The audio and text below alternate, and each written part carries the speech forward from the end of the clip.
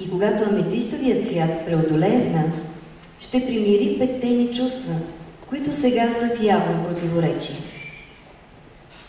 Плачът на апостол Петър, част от оратория от Георги Стратев, по текстове от Евангелието на Йоанна и теми от музикалното творчество на учителя Петър Дънов.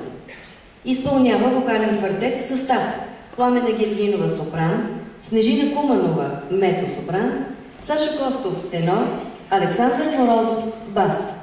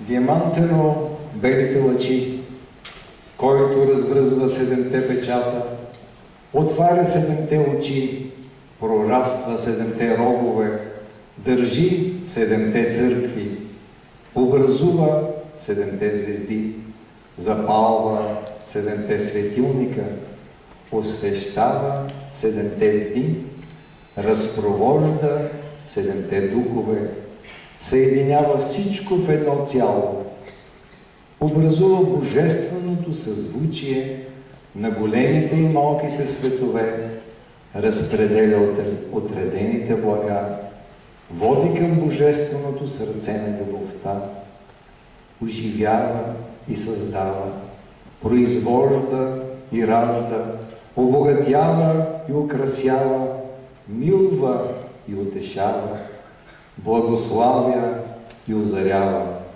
весели всичко живо, осветява и омъдрява. Христос, виделината на светът. Запалете свещения огън в човека с Божията любов и не се страхувайте. Той ще се запали, ще свети, но без да изгаря. Запалете човешката душа със свещения огън на Божията любов и вижте какво ще стане с нея. Тя ще се облече в бял цвят и ще започне да свети. Белият цвят е емблема на чистота. Божиите блага се събират от белия цвят. И началото, и краят са в бялата светлина на белия танц. Нашият концерт ще завърши с част от последния дял на паневритмията – пентаграма. Изпълняват Гергина Гергинова, Пламена Гергинова, Симеон Симеонов, Сашо Костов, Александър Морозов и Софийска филхармония. Оркестрация Димитър Грива. И съчетание 7 ленти с 7 от момичетата на Нешка Родова.